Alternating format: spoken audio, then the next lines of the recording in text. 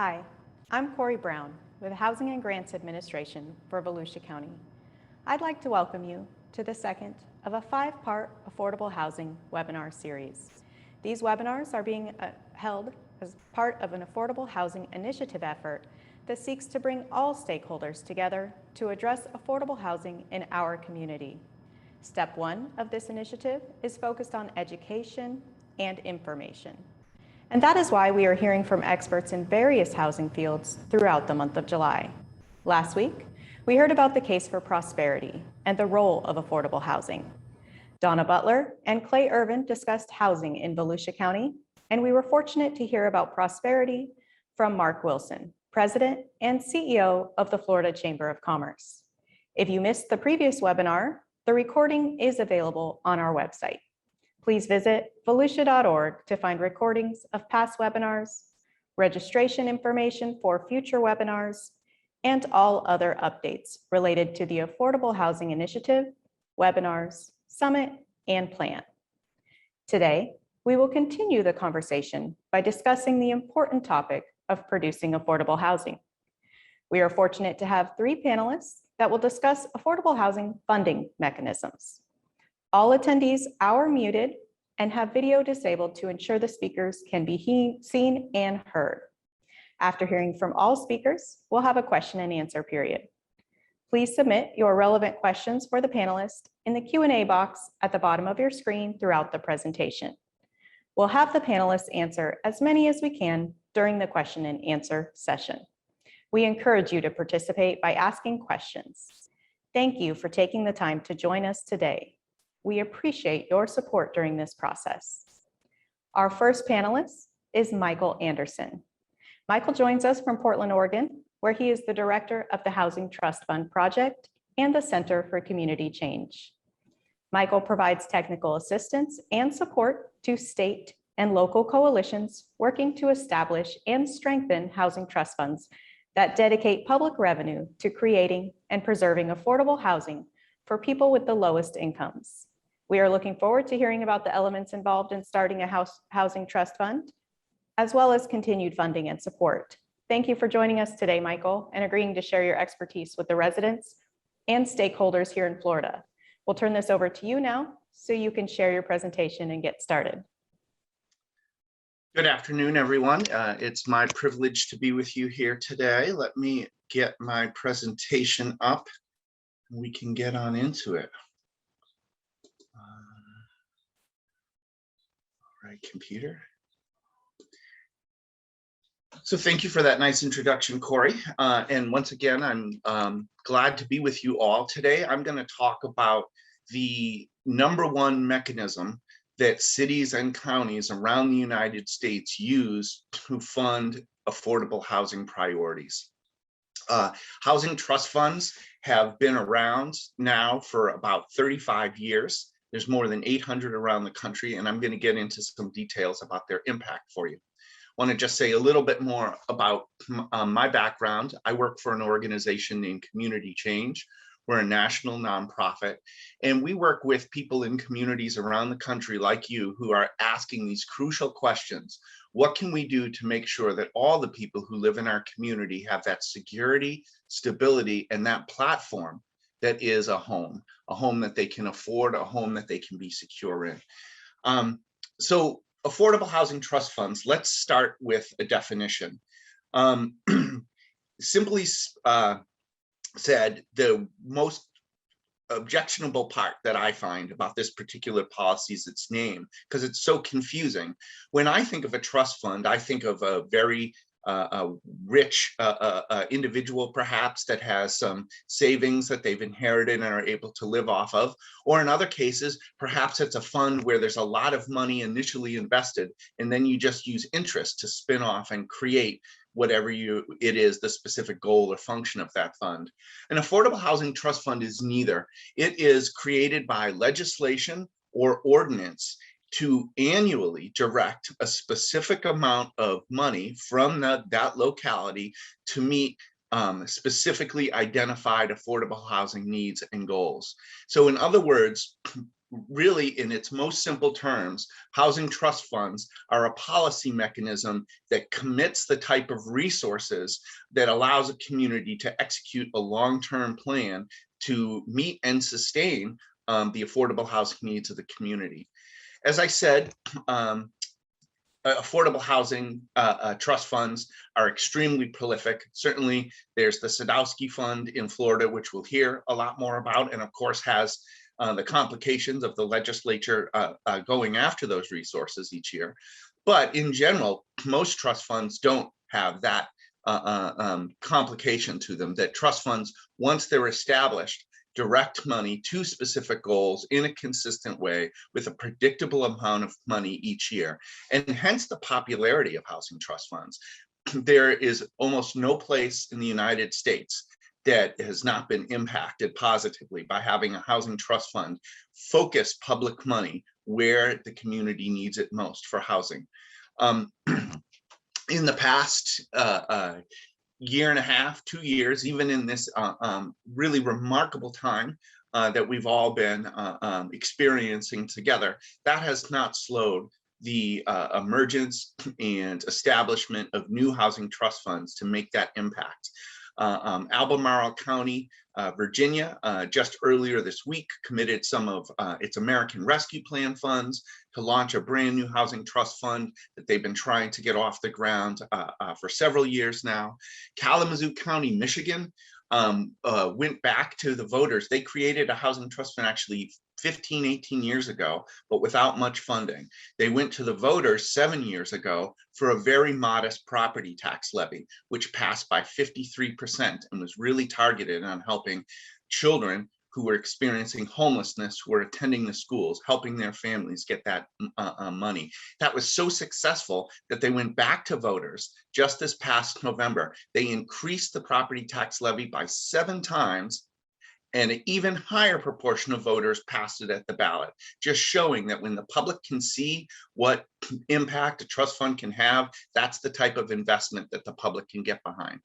Knoxville, Tennessee just established a housing trust fund in the last 2 months. Richmond, Virginia just dedicated $10 million annually. In January, Crow Wing County, Minnesota, a very small rural community, created a housing trust fund using general fund from its budget. And then Hillsborough County, Florida, the county commission there, after really wrestling with what they needed to do to deal with the growth and the change in property costs, not just in Tampa, but across the county, instituted a trust fund that's now in its 3rd year that has a commitment of $10 million annually coming from the general fund. So why is it that all these localities would make these investments? The reason is because housing trust funds provide solutions. When we talk about the housing challenge, we can describe it in many different ways, its impacts, how it hurts families, how it undermines communities. But trust funds doesn't focus just on the problem, it focuses on what can we do about it that makes a difference, whether it's creating housing that's fully accessible to our brothers and sisters with disabilities, whether it's making sure that as people are in their golden years, they have that dignity and security that comes with home. Whether it's for young families starting out. Oftentimes when we start out, when our kids are youngest, it's when our pocketbook has the least to meet our housing needs. And we need families to thrive, especially in those early years. Excuse me, I doubled up on one of my slides. Housing trust funds are also a key element for providing solutions to homelessness. There's many factors that go on in a person's life who experiences homelessness, but there's no question that the solution of a home is the core to moving them to a better place, and housing trust funds provide funding to do just that. I'm going to briefly talk about what are the successful elements of a housing trust fund, knowing that as the county looks at this possible solution and interacts with community members who are exploring what a trust fund could do in the county, you can get into much more detail in how these work. But I want to give everybody a general understanding that this model of that there's over 800 It's both extremely flexible, so a community can identify their own needs, but it also has some best practices that keep it functioning and doing what it's supposed to do. The first question is, who's going to administer it? Who is going to manage the trust fund, make sure the money goes to where it needs to go, manage the process of taking in proposals from developers, nonprofit and for-profit that say, County of Volusia, if we could use some of your trust fund dollars, here's the project that we would do that would meet your priorities. So that process of how the money moves and how it functions and who does it is one of the crucial decisions. Another piece of that is oversight. So most local housing trust funds have some mechanism for oversight. It usually looks like an appointed board of 7 to 11 people who have some level of expertise, both in what the housing need is in the community and what housing solutions look like. So it could be somebody from a disability agency, it could be somebody from the Board of Realtors, it could be a developer. The point is that these people each year receive a report from the administration that's the agency that's administering it that says, this is how we spent the money, this is how it aligns with our priorities, and this is what the results were. So in other words, it brings another layer of accountability back to the community. Whenever we're talking about using public money, we're talking about using taxpayer dollars.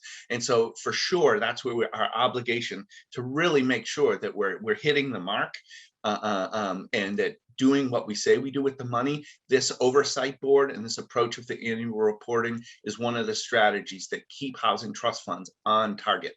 The next area is probably the most exciting area, and that's, well, what exactly are we going to do with this money? So that most housing trust funds have a process where they have an annual, what they call RFP, which means request for proposals, where the county would put out and say, these are what our top priorities are for these trust fund dollars. Here are the income levels that are most important for us to hit. And here's the other type of opportunities, let's say aligning with a transportation corridor, or housing that has energy efficiency standards that reduce the utility bills for the people who are living in it. Whatever Volusia County might say is our priorities are put into a competitive request for proposals that then the development community responds to. So again, one of the things that I'm describing here is that when you create a trust fund, you drive the direction of development by putting that money on the table. There's also program requirements. That gets in a little bit to what I was talking about income levels. Most trust funds are very specific about what income levels need to be served by the trust fund.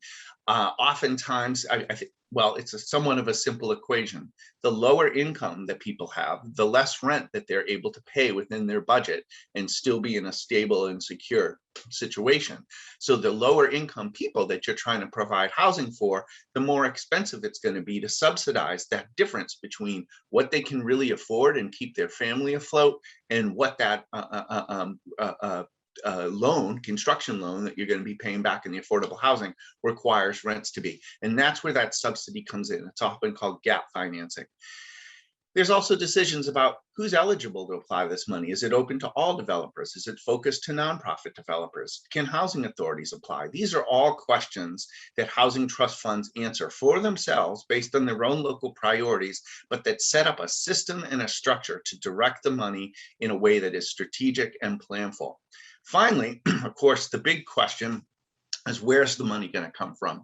And one of the strengths of the housing trust fund model is, in its best practice, is that there is a source or sources of income that are specifically committed to the trust funds, so that each year the amount of money that is needed for the community will come in, be replenished, and then spent down in full in order to meet these priority needs with the urgency that they require.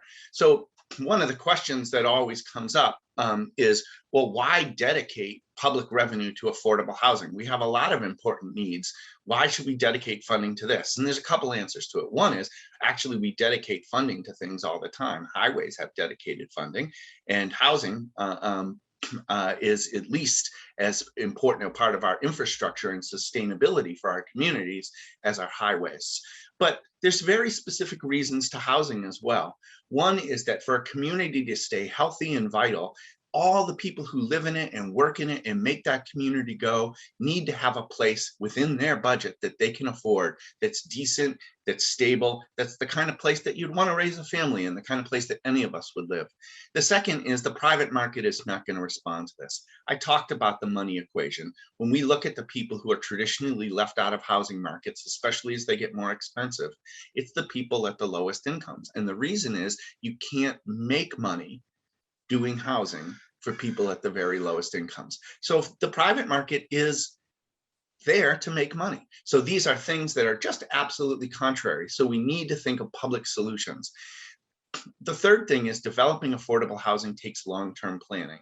In our current system in the United States, in order to get an affordable housing project complete and on the ground, to hand somebody the keys and give them that new platform for their life and dreams, that takes years of putting the financing together before you even first break that ground. So knowing what kind of money you have, not just this year, but next year and the year after, allows a community to execute a long-term plan that puts it in a very advantageous position in terms of bringing in other resources to the community and really hitting your priority needs. And then finally, we can't wait around for budget surpluses to take action on affordable housing. The good news is there are a plethora of revenue sources that these 800 odd trust funds around the country have put into place to drive the funding. Oops, excuse me, got ahead of myself, to drive the funding that their community needs to execute their housing plans. There's certainly certain things in Florida that are more in play for governments than others. Cities and counties oftentimes don't have access to the same funding sources as one another.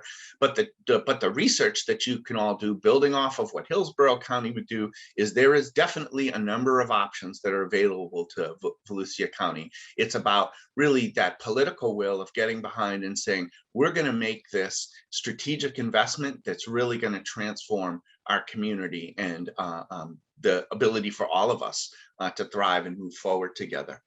Another piece about housing trust funds that is really important that I want to lift up is what we call leverage.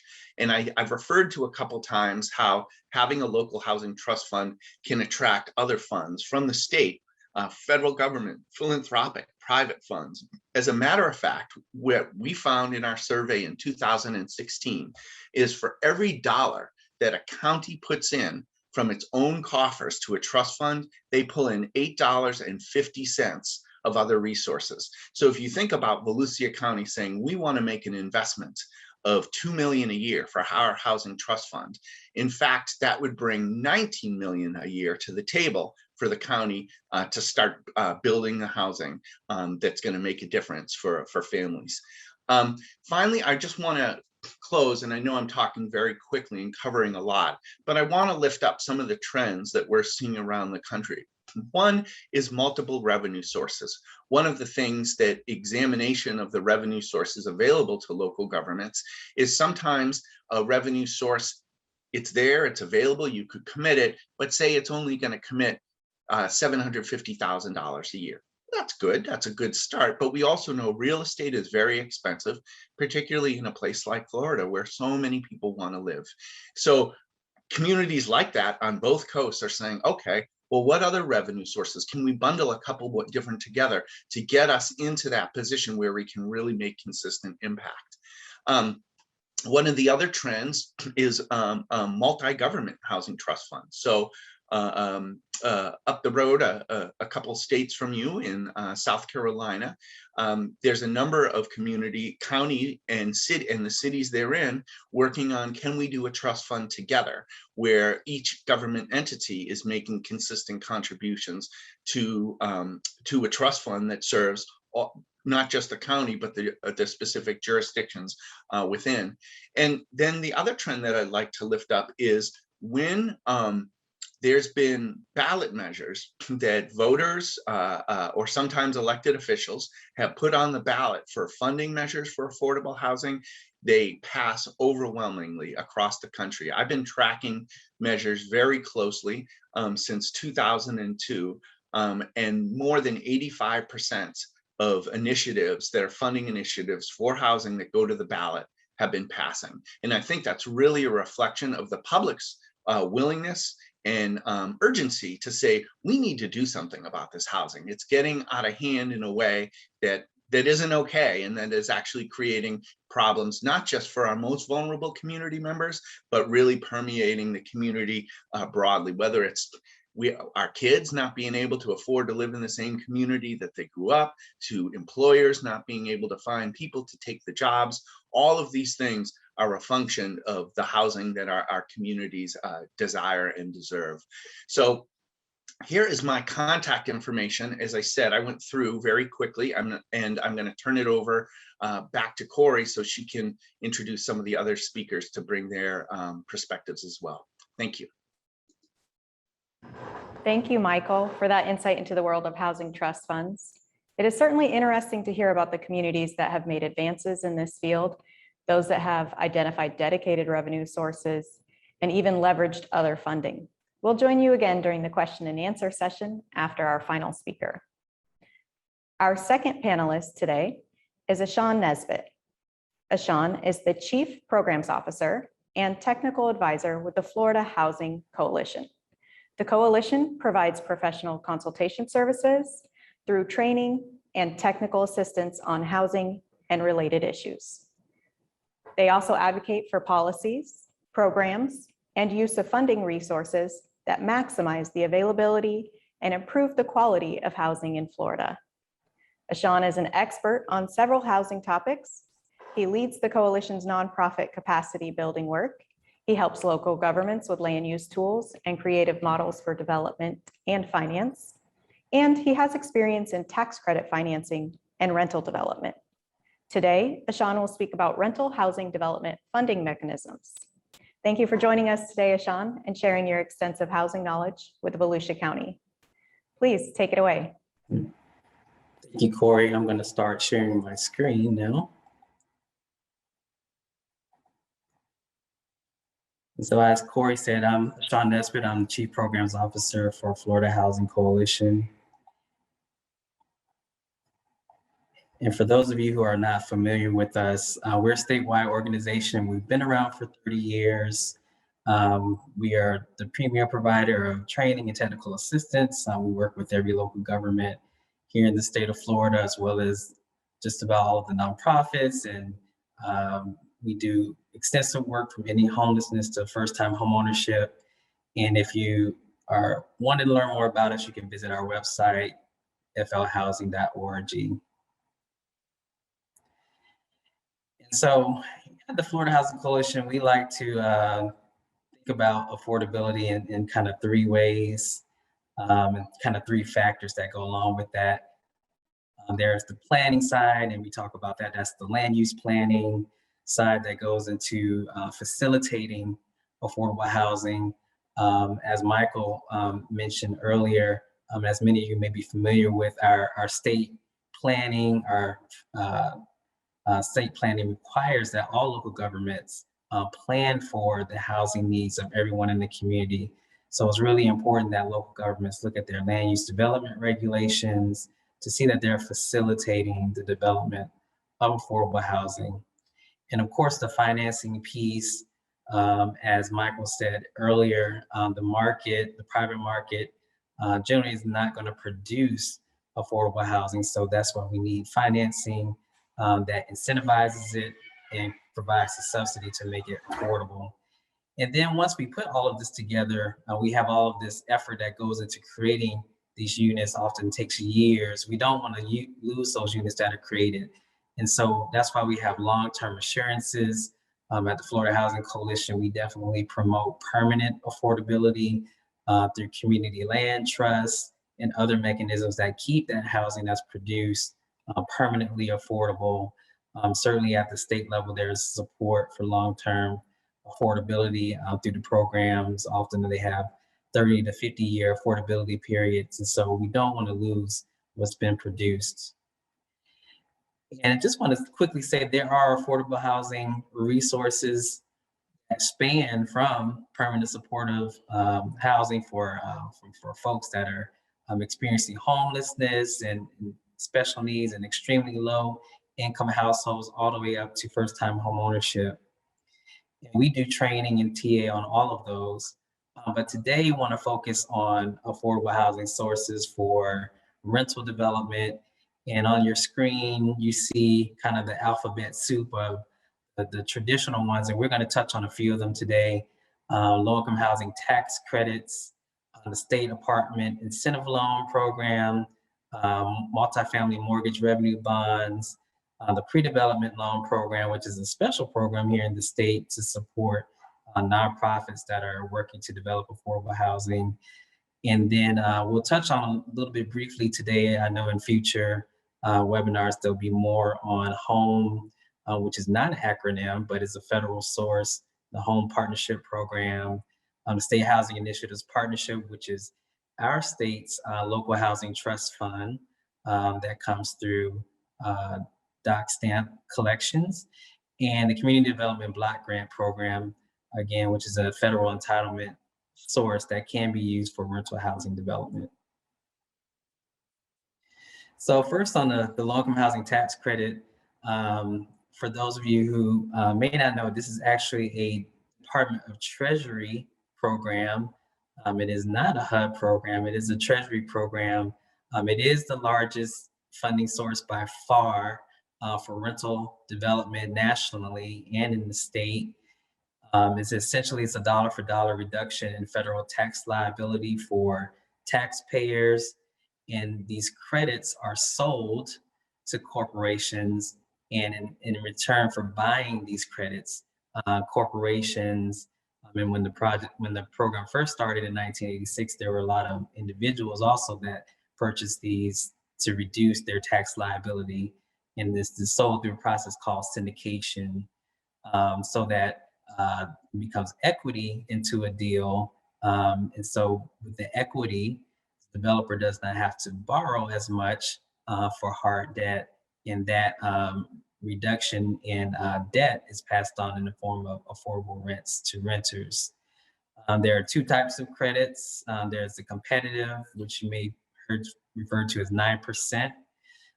Credits, and then there are non-competitive credits, which you may have heard referred to as 4%.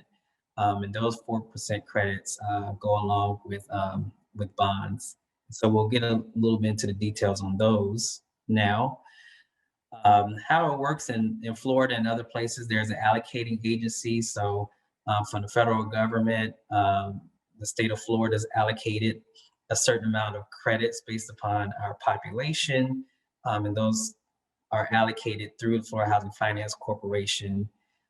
Developers apply and they're awarded those credits, and they can use them for new construction as well as acquisition rehab. In Florida, typically, these projects are 60 units or more. They're usually all reserves or all set up to serve the 60% AMI. Recently, the federal government, I guess it's been a few years now, allowed for income averaging. So you can go up to 80% as long as the average across the development is 60% AMI. And in Florida, we have funding, and in some cases, the RFA, we'll talk about those later, that's request for applications, require a set aside for extremely low income folks at the 30 to 35% AMI, and in some cases up to 45% is considered extremely low income. So this is kind of an infographic of how the whole thing works. So the allocation comes down from the federal government to our allocating agency, FHFC. Developers apply and they get an award of tax credits to their project. So those credits are then sold either through syndication or through direct investment from a bank, and they purchase those credits, and that flows through what's a limited partnership usually, or a limited liability corporation that the investor has formed in order to make the investment to the project. And that is what ultimately makes the project affordable. The corporate investors get the benefit of the tax credit, and the developer gets the benefit of their equity in the deal, and ultimately residents get the benefit of affordable rents. So if you ever want to know how the math actually works on these, this is a demonstration of this, and we just used a $10 million project just to make it easy. So that top line, you see what's called eligible basis. And so based upon the tax code, it determines how much of a project is eligible for tax credits overall. And that's then multiplied by what's called the qualified percentage. And that's the percentage of all the units that will be affordable at that 60% AMI or below. In most cases in Florida, that's going to be all of the units. And so all of the eligible bases is now considered qualified bases. And that's the number that's going to be used to calculate the amount of equity that flows to the deal. This is a competitive project example. So you see that 9% credit. The credits are taken over 10 years. So the investor gets the benefit of that 9% tax credit over the course of 10 years. And that equity flows all up front to the deal. And so you multiply by 10 years. Their ownership percentage is usually 99.99% to maximize the tax credit. And then there's what's called the purchase price, and that's what investors are paying, what the market is paying for tax credits. And so in this case, it was 95 cents on the dollar. So that equals just over 8.5 million of equity to this $10 million deal. So instead of maybe borrowing 8 million, they're now getting 8.5 million in equity, and they only have to borrow as much as 2.45 million. So you can see how this really is a great program to make rental housing affordable. So going back quickly, you see that funding gap. In some cases, that gap is bigger depending on the funding sources that come in. And so there are some programs out there that fill those gaps. The first program is the State Department Incentive Loan Program. We'll talk about that. This is administered by Florida Housing Finance Corporation. You get it through RFAs. It's not only used in tax credit deals, it's used in a lot of other types of developments. You can use it for construction, acquisition, and rehab. But it is part of a gap financing for housing credit, as well as home deals and sometimes standalone programs. It is a loan. If it is usually 0 to 1%, and it's a cash flow loan. It's structured. Usually the borrower pays back annual interest payment, but it is a balloon at the end. And then, that's then negotiated how that's paid back at the end of the term. But it's generally a gap filler, and was created to be a gap filler primarily for revenue bond and housing credit deals, as though the cost of deals begin to go up. Next thing here is multifamily mortgage revenue bonds. And this is a source of essentially below market loans to deals using taxable and tax-exempt bonds to provide construction and permanent financing for the acquisition as well as new construction of affordable housing. The bonds do allow you to access 4% credits. That's a non-competitive credits. And also, often in Florida, folks will apply for sale if the bonds and the 4% credits don't cover the entire cost. With the recent legislation at the federal level, we do have the 4% floor for non-competitive credits. It used to be kind of floating, so it wasn't exactly 4%, but with that floor, I think it's going to open up more deals to happen that may have needed sale before other gap fillers. So looking at Florida Housing Finance's process, again, they have several requests for applications for different things, from housing credits to special needs. And so If you want to learn about the process, I recommend first attending their rulemaking workshops. So usually earlier in the year, they start their rulemaking. And this is kind of an overall, this is what we're planning to do this year. These are the things, the new things we're planning to implement. So you get a sense of what they're planning to do, the timing of when funding will be released and when those applications will happen. And then they have individual workshops for each RFA. And so you want to attend those, the ones that you're most interested in. And then they actually issue the request for applications. And so the application review process is different for each request for application. I'll just talk quickly about the tax credit application.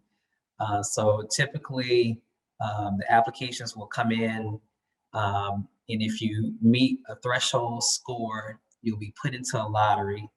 And so you'll be assigned a lottery number. And then what Florida Housing will do, depending on that particular RFA, they'll start looking at what their funding goals are. So for example, Volusia County is considered a medium-sized county, and there's a special RFA for medium and small counties. Is also very competitive. So let's say this year, Florida Housing wants to focus on getting a deal done in Volusia County, and they're going to fund the highest scoring applicant in Volusia County, and that would be regardless of lottery score. So let's say the highest scoring applicant has a 70 lottery score out of 150. If they were just going purely on lottery, that deal probably wouldn't get funded. But because they have a focus goal of funding a deal, the highest scoring deal in Volusia County, that deal will get chosen to get funded for this year. So that's kind of how that works.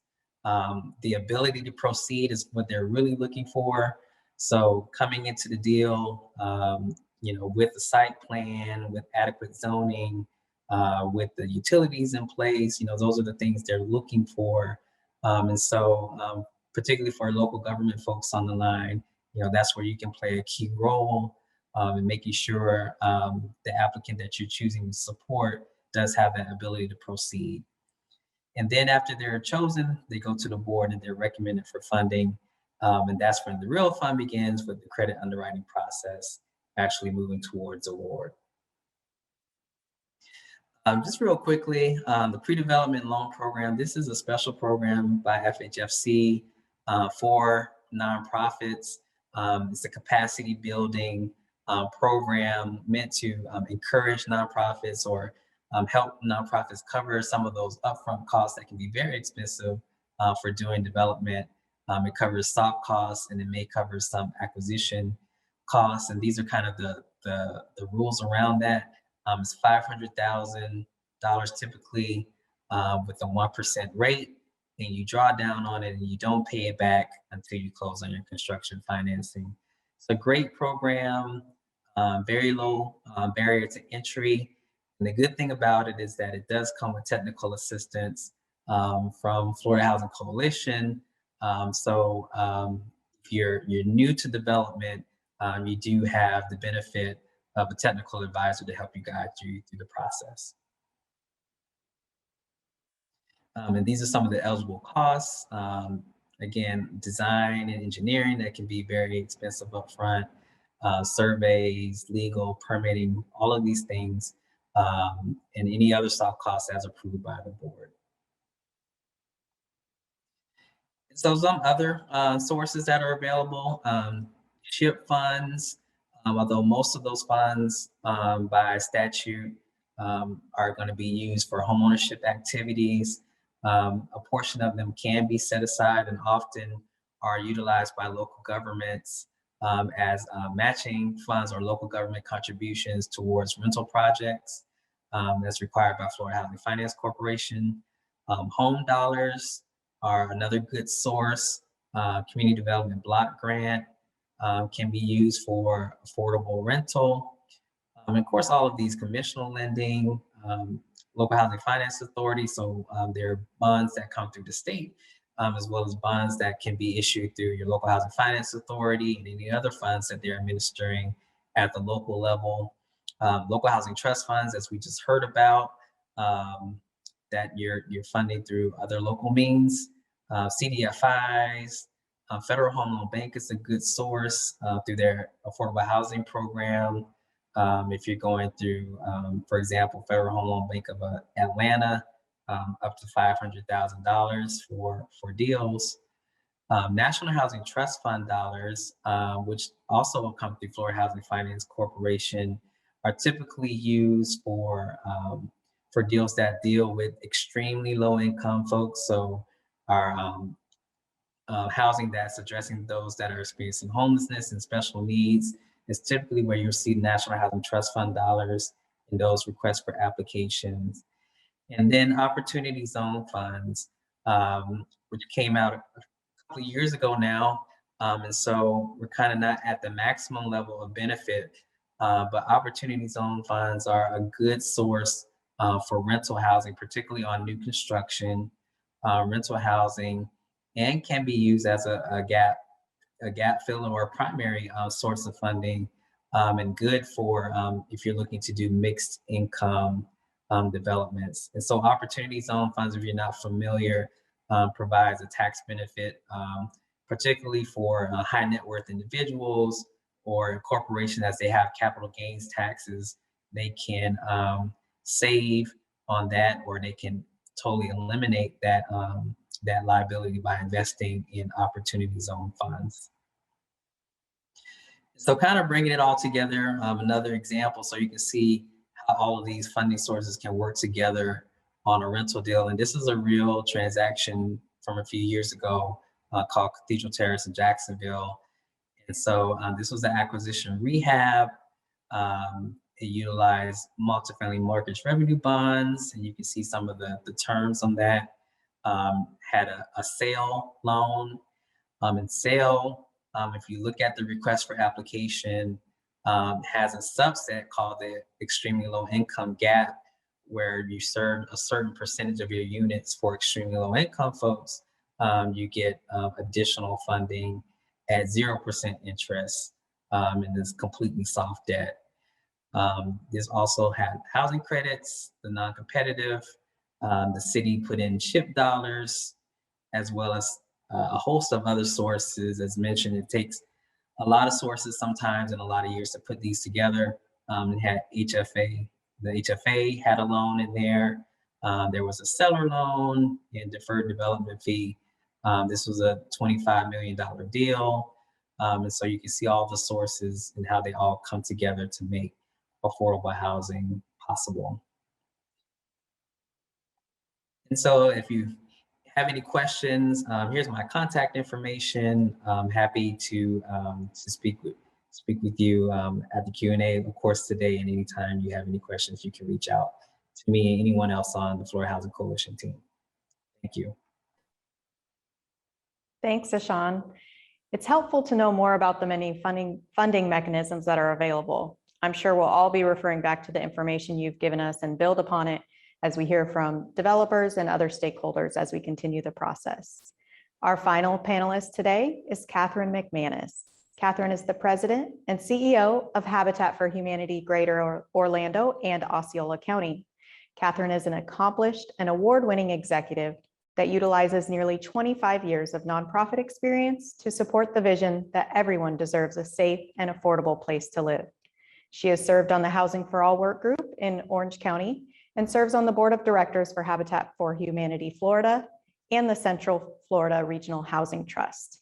Today, we have the opportunity to hear from Catherine about leveraging funding in the private sector and working with municipalities in development projects. Thank you for being here today, Catherine. We'll turn it over to you now. Thank you so much, Corey, and welcome everyone. I'm honored to be speaking with you today. I'm very impressed that on a Friday afternoon, you'd be willing to listen to Ashon, Michael, and I as we talk through this, but it's such important work. So I want to say thanks to all of you for really doing your part in helping our communities. So I wanted to give you a bit of information about Habitat for Humanity. I know you all work probably closely with your Habitat affiliates, but Habitat Orlando and Osceola just want to cover a few sometimes myths that occur around Habitat. We do not give away homes, but we sell each home at a fair market value. We take donations and grants. I'm going to go a bit into that towards the end of my conversation with you today to provide an affordable mortgage, which means we do not charge more than 30% of the buyer's household income for their mortgage plus escrow. So we assure affordability through a fixed interest rate for 30 years. So it's a conforming mortgage that is no more than 30% of the homeowner's monthly income at the time of closing. We also want to make sure that our applicants have a housing need. They have to be willing to volunteer through sweat equity. They need to attend homeownership classes and have the necessary income and credit to pay their monthly mortgage. Right now, our buyers must have a minimum credit score of $640. They attend about 17 different types of classes because we want to make sure when they buy their home, typically they are first in generations to be a homeowner, that they're ready for it, that they understand it, that they know what to expect at closing. And of course, the Habitat model, which is to get out on the job site and either help build your home or your neighbor's home.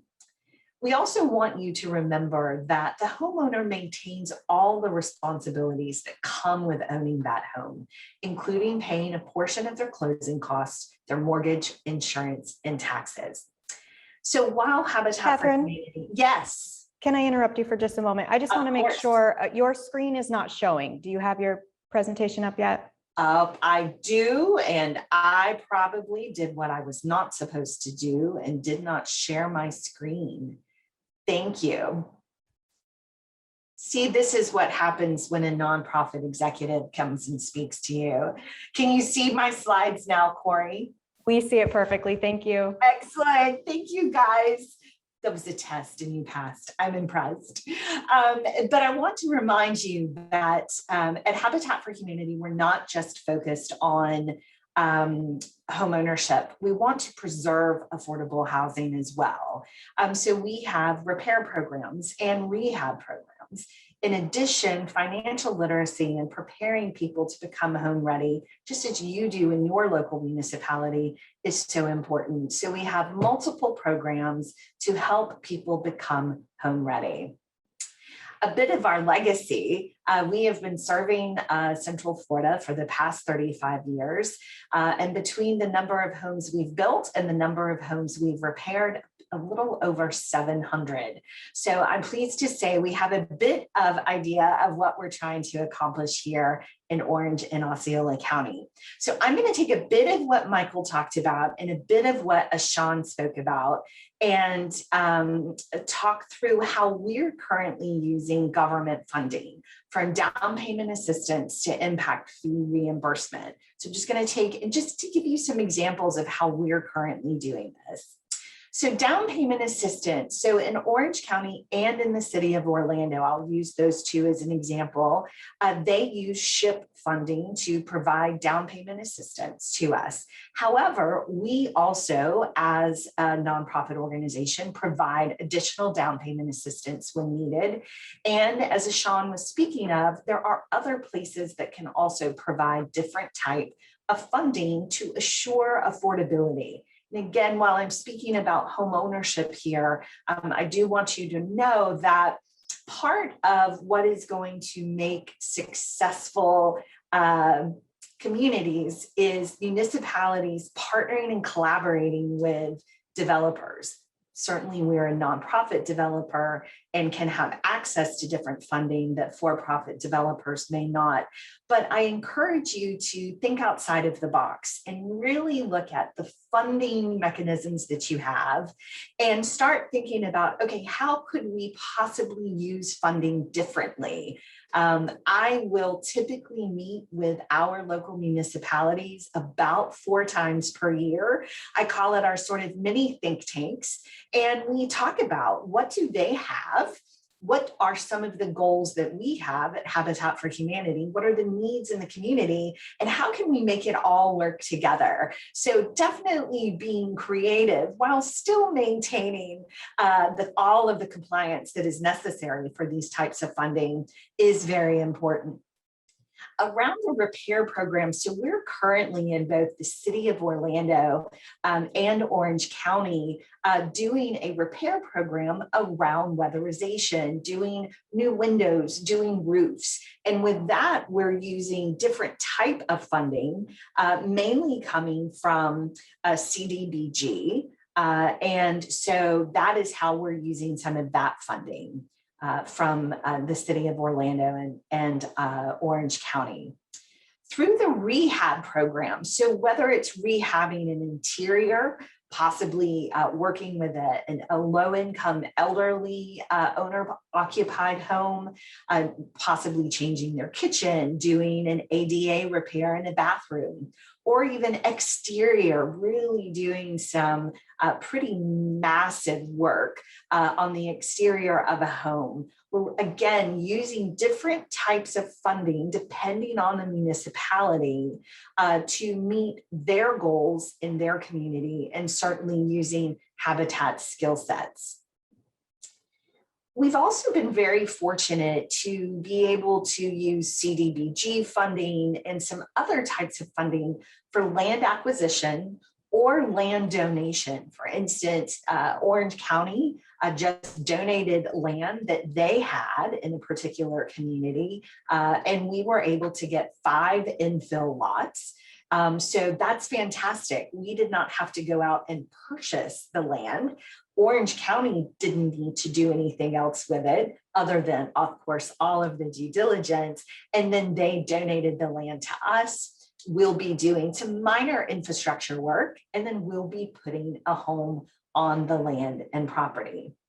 We have also worked with a local municipality that government funding was able to pay for infrastructure improvement. So that was fantastic. As you remember, Ashon's layering slide, part of his deck, where it was a $25 million deal and all of the ways that they were able to stack funding. So for a developer, it is so helpful, even if funding can only pay for a minor part of the total cost of the development. Every dollar really does make a difference, especially when you're working with a nonprofit developer.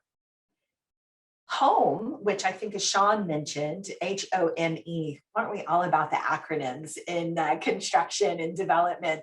But a HOME grant, almost $1 million, was able to pay for building materials. So not the labor and not some other things, but building materials for a 58 home subdivision that we did a few years ago in the city of Orlando. So again, really trying to think about all of the different options and funding sources that municipalities have, and how can we use them creatively.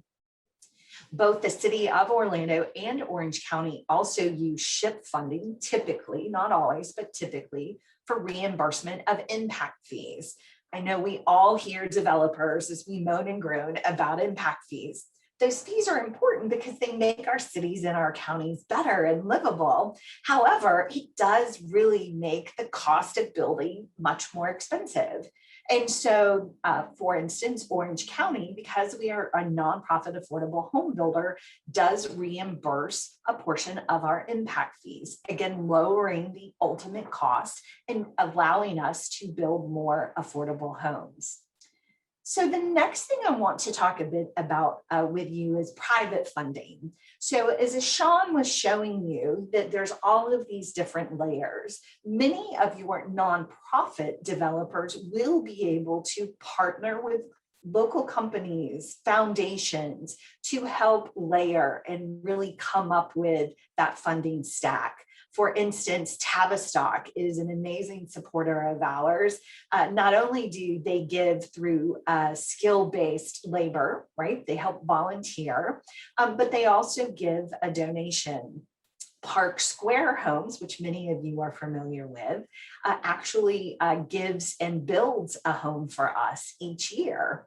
Universal Studios, through their foundation, is very generous in granting us money towards helping us build homes. And then other local organizations, both private and corporate, come together and pool their money to support the work that we're trying to do here at Habitat for Humanity to help us build more homes. So we have been doing this for 35 years. Just as Michael said, I want to sort of remind you to please start reaching out to your nonprofit developers.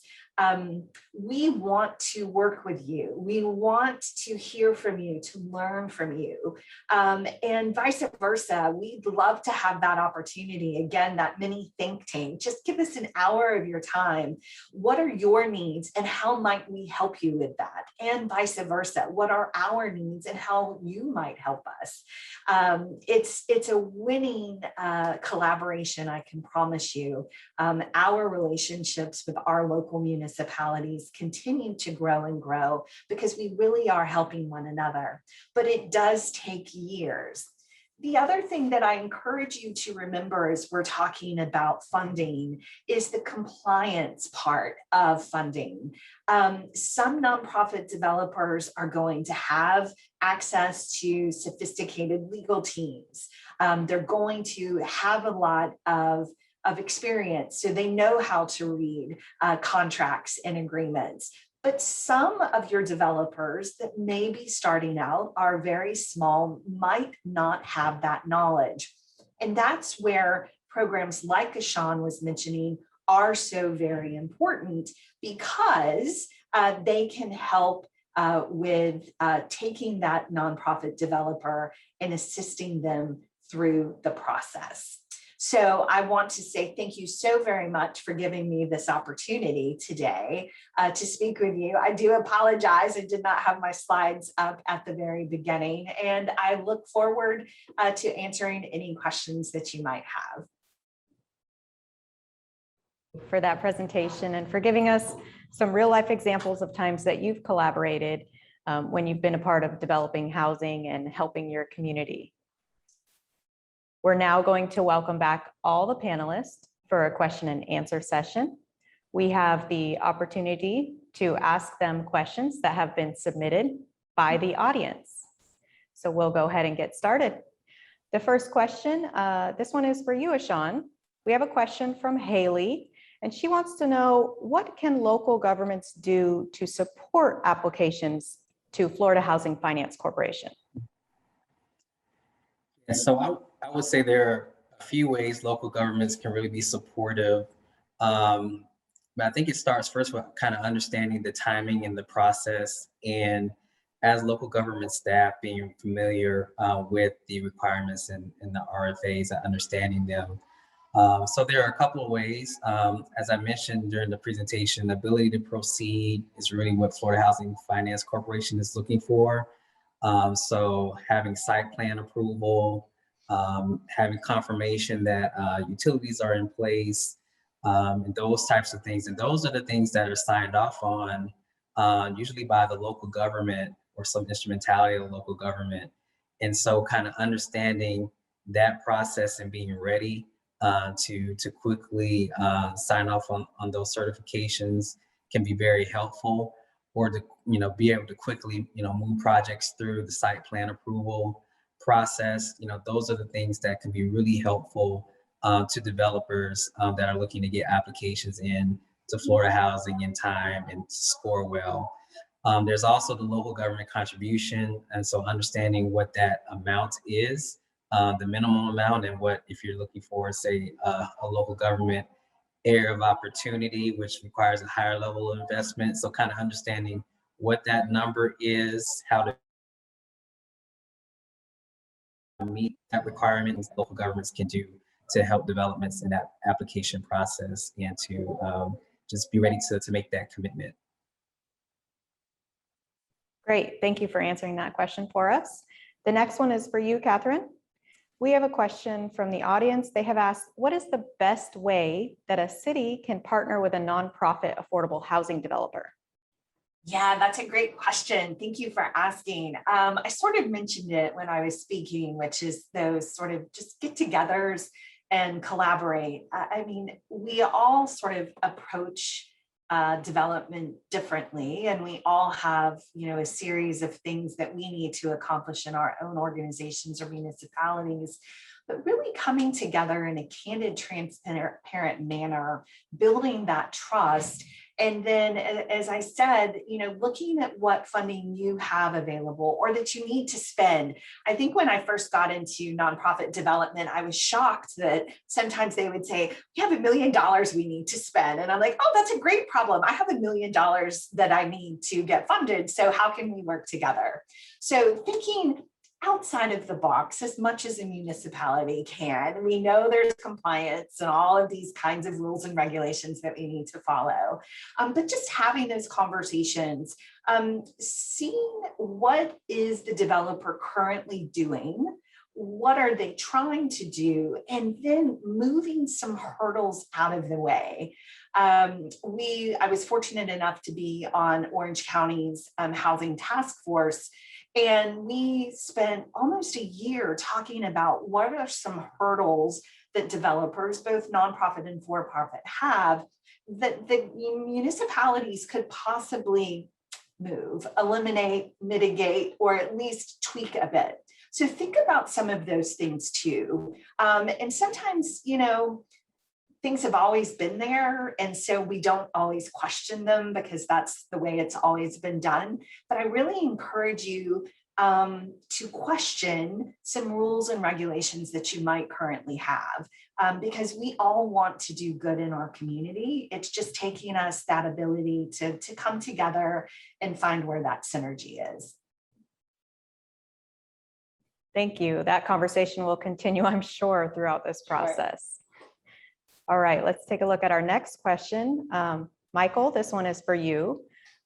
The audience has asked, how does having a local housing trust fund better position a county government to secure state, federal, and other resources to meet their housing goals?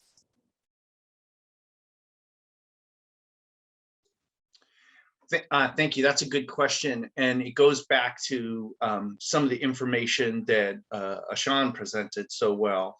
Which is that to access state resources, to access federal resources is a competitive process. When a locality can come to the table with money, that changes their ability to be competitive within the framework, within the state or federal, against all these other jurisdictions that are coming forward, developers from other jurisdictions coming forward with proposals.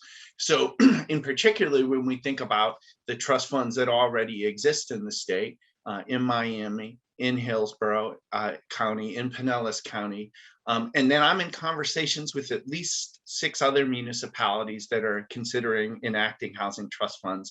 The more trust funds there are, the counties and the cities that don't have them are in a disadvantaged position because these other places are bringing additional local resources to the table.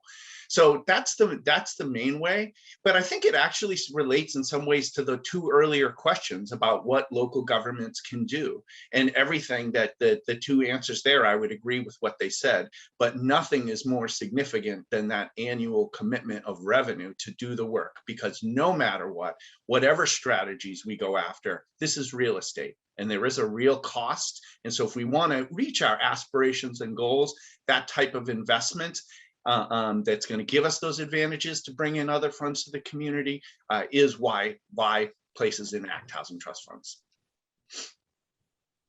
Thank you.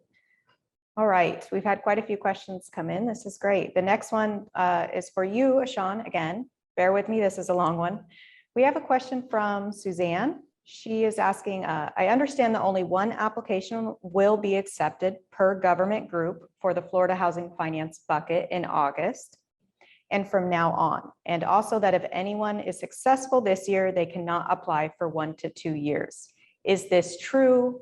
Why? And she's also stated that the need is great throughout the state. So it's kind of a complicated answer. Typically, with your competitive tax credit, there is one applicant that's funded per county, until the money runs out.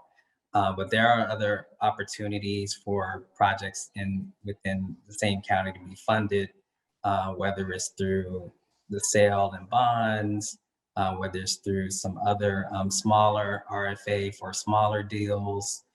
So it's not exactly one deal per county. There are other opportunities at the state level to have deals funded. There have been some new rules, and I have to actually familiarize myself with the new rules regarding the applicant timelines and kind of the disincentive for withdrawing applications that can preclude folks from applying for subsequent years. That's something that's new. And so I can't answer that question exactly, but that is something that I think everyone needs to look into, the RFAs, the draft RFAs that have just recently been released here the last couple of days that have those rules. But again, there are multiple ways to get funding at the state level. And as Michael talked about, I think one of the advantages of having a local housing trust fund is that it can take you out of that competitive cycle if you have another local source that can fund deals and make things happen at the local level. All right, we have a follow-up to that one. It's a new question, but it's also to you, Ashon, and it relates. They're asking, what are some of the factors of success in Florida Housing Finance Corporation's RFA process? So overall, it's kind of knowing their cycle. They pretty much do the same types of RFAs at the same time of year, and they don't typically change that much from year to year. So it's really good to look at prior years, understanding the cycle. For example, the special needs ones typically come out in the spring, and the big tax credit ones are in the fall. So if you kind of know that application cycle, you know how to kind of time putting the pieces together for that application. And also, what the components, what are they looking at, how are they scoring applications? For example, if you're building a smaller deal that's dealing with a special needs population, they're going to score more heavily on the types of services and the property management piece of it. Whereas on the big tax credit, they're kind of looking at, your ability to perform to get the job built and leased up. So, those types of things, and, understanding how they're scoring proximity to resources like grocery stores and in schools. And so if you kind of understand how that works, and you can look at previous applications. That's the great thing about Florida Housing.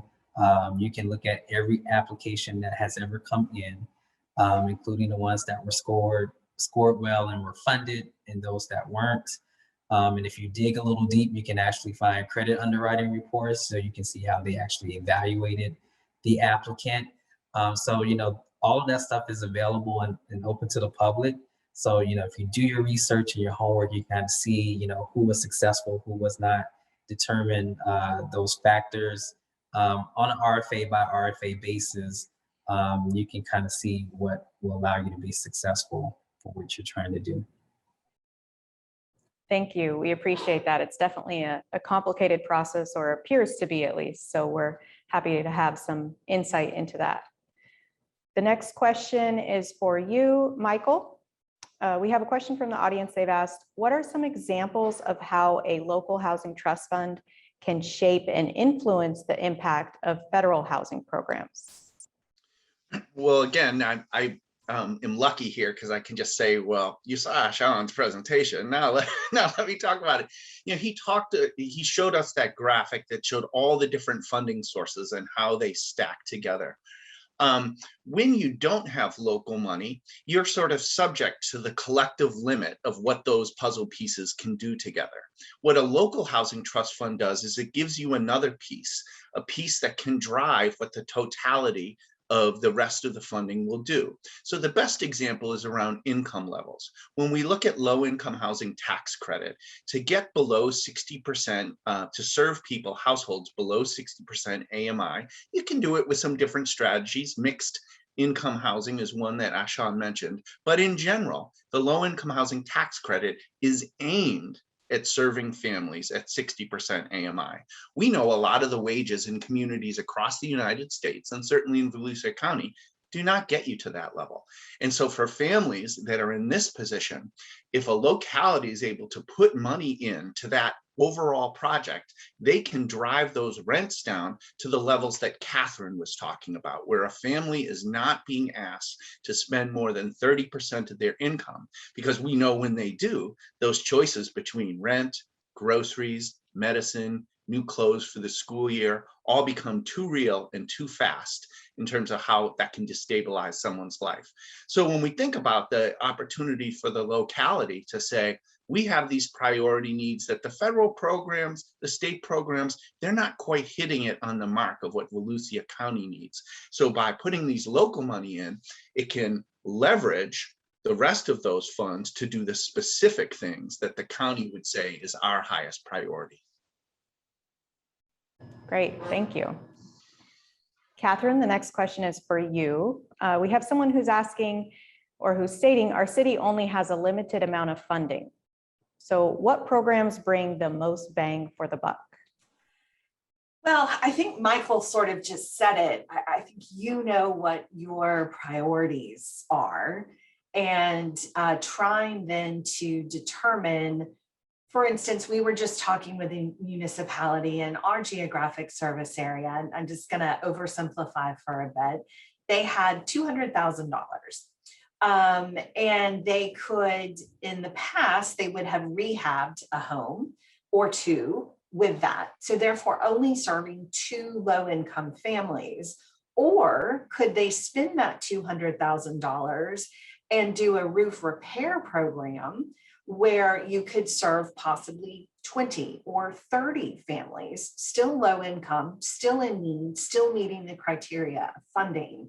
So I think you need to look at the funds that you've got, the priorities in your community, and then say, okay, remember we talked a bit about this before, just because we've always done it this way doesn't mean we need to keep doing it this way. And it does come into quantity. And while rehabbing a low-income individual's home is very important and very needed, but if you could do 30 roofs, preserve affordability for that person, assure then that their home was being maintained because they have a new roof, and hopefully in 10 years, they're not coming back to you, the city, and saying, my home now is in such disrepair because 10 years ago, I could not afford to replace my roof.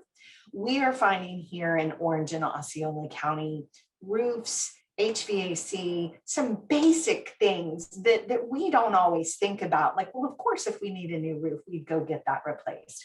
So that is what I would encourage you to do. While I'm sort of on my roofing soapbox, I want you to remember too, so many of our low-income homeowners are losing their homeowners insurance because they don't have adequate roofing. So we already know we have a homeowners insurance issue in our state, but it is really being compounded by lack of maintenance on many low-income owner occupied units, and many of them are elderly or disabled. So it's really, we are in a perfect storm right now here in Central Florida. So again, be creative, stay within the box, right? I'm not asking you to go crazy, but stay within the box, and then do another thing that Michael said, which is, what is the box of your government funding? And then look for any additional funding, either through private contributions or just other sort of discretionary funding that you might have that would help leverage that other type of government funding. That makes sense, and it sounds really familiar, as we've definitely put an emphasis on emergency repair, such as roofs and HVACs here in Volusia County as well. Our next question is going to be for Michael. We have been asked, how does having a local housing trust fund allow a county to be strategic and implement a multi-year housing plan? So, building off this conversation, one of the things that's very clear is finding all the financing to meet our affordable housing needs is complex.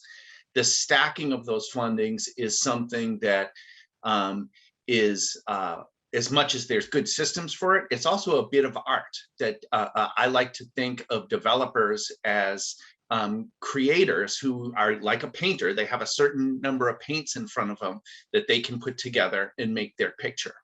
But the thing is with housing financing is you don't get all the paint at the same time. So to know what you really want to paint at the end, you need to be sure at the palette that you're going to have the yellow, you're going to have the blue, so you can make the green. And what a housing trust fund does is by saying we're going to have $3 million annually coming in from the county that's going to be made available to leverage these other resources and to drive them to our local needs. That allows the nonprofit and the for-profit developers in this very complex financing ecosystem to make a plan. Oftentimes it starts, we know that land is the one thing that there's a limited supply. Grabbing land is always very key to developing affordable housing. Well, you may have the resources to grab a land 1 year, but not have the rest of the pieces of the puzzle going to come online for 2 or 3 or 4 years. But to get that financing to grab the land, the investors need to have the assurance that 3-4 years down the line, you're getting that yellow paint, you're getting that blue paint, so you can paint the green picture that everybody's expecting when you got that land in the beginning. So in that way, it's a strategic planning tool. It allows, another example is it allows a municipality to look at what are the opportunities. This goes to what Catherine was saying. Sometimes there's public land that the community is planning to turn over. How you use that land, when you can put it in part of a strategy and you have resources that can come in and build the type of housing on that land that the community needs. Again, that ability to know that the funding will be there when you're ready to break that ground, to do that construction, that puts the county in a whole different place in terms of executing a multi-year strategy to meet the housing needs. Thank you. All right, this next question is for you, Catherine. This is a great question. I would even say a very difficult question, but I'm sure you can handle it. How does affordable homeownership compare with rental? Is one better than the other? Oh, goodness. Okay. Well, I would answer this question probably differently 2 years ago than I would today. We have had across our country, and certainly in our state of Florida, an emphasis in the past 12 to 15 months on stability. I mean, can you imagine during the pandemic, those people in our communities that did not have a home to shelter or lock down in? So home is very different today even than it was 2 years ago, our thoughts of it. Secondly, we've had a lot of attention paid on wealth and equitable wealth, that sort of generational wealth being. And I don't mean wealth like Jeff Bezos wealth, right? That's a whole nother wealth. I'm just saying having the opportunity to have an asset or to build equity in something. So home ownership does allow for a family, an individual, to start building equity in their home, have a permanent asset, and then to possibly have generational wealth be able to be transferred.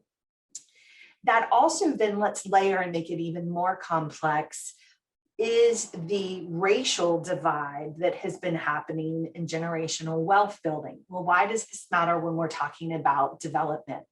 Absolutely. Why it matters is because your home is one of the biggest ways that you do build wealth. And so years ago, but within my lifetime, people of color were unable to, in most areas, purchase a home. So they had to rent.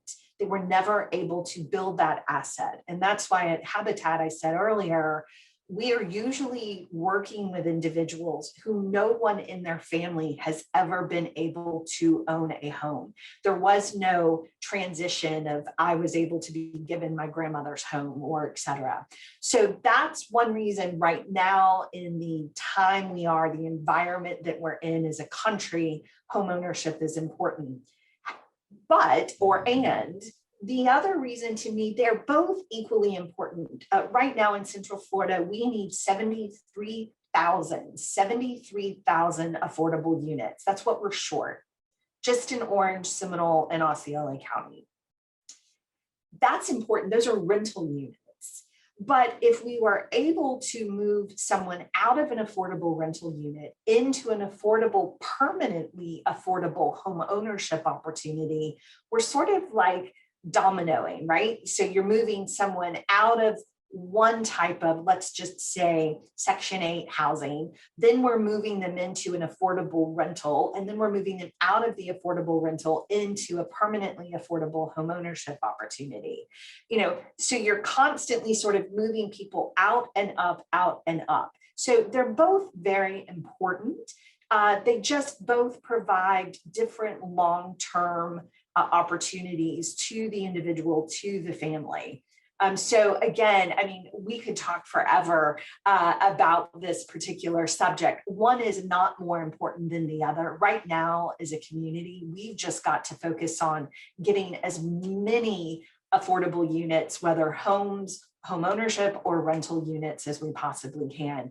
We have people suffering in our communities, and they're working, right? They're not just sitting back. They're working full-time jobs. You know, right now, a public school teacher meets the criteria for a Habitat for Humanity home. A public school teacher in Orange County, she meets the criteria as a low-income homeowner. So the face, and this is one thing that I say frequently to people, the face of the person that needs an affordable home, whether it's a rental or a home ownership, is really changing. It's very different than what we sometimes used to think about 10 years ago. And so we have to evolve and develop with the times and meet people where they are, and meet our community where they are as well. Thank you. Great points. I think we shouldn't be limiting to one or the other. We'll continue to focus on both sides of it. It looks like we have time for one more question. This question is for you, Ashon. What are the other ways to fund or support rental housing beyond federal or state resources? And Catherine might agree. Land and land use are probably the top areas where I think local governments can help facilitate development. Land, if you don't have money, land is just as good as money. So if you can provide land at no cost or low cost, it can definitely fill a gap and make that production affordable. In land use, there are a host of things that local governments can do through their land use to facilitate rental development. I think most communities have some sort of density bonus that they offer, but things like reduced or even eliminating parking requirements. If you locate housing along a transit corridor, reduce or eliminate the parking requirement, that's a real cost to a developer, particularly in an urban area. If you have to build structured parking, that's a very expensive cost. And if you're requiring, 1 unit per bedroom, 1 parking space per bedroom, and you're building 2 and 3 bedroom units, that's a lot of parking in a structured environment. That's a real cost that makes it very expensive to develop. And so, things like that, through your land use development regulations that can begin to lower the costs to developers. And in some cases, we've seen in communities like St. Petersburg, for example, where they've eliminated parking, they've been able to produce a level of affordability even without providing additional subsidy, just in that one area. So, things like that, that you can look at, or ways you can support development, in addition to your funding sources. Thank you. And that's a great hint into what's to come in the following weeks. In a couple of weeks, we'll hear from experts on that side of things. So that is all the time we have for questions today. Thank you to the audience for your active engagement and participation. It's certainly encouraging to see how many people desire to learn about and take part in this initiative. Michael, Ashon, Catherine, once again, we are grateful to you and your organizations for making the time to talk with us and to share your knowledge and expertise. So now staff will review those relevant questions that were not answered live, and we'll be able to provide written responses that will be posted on the initiative's website.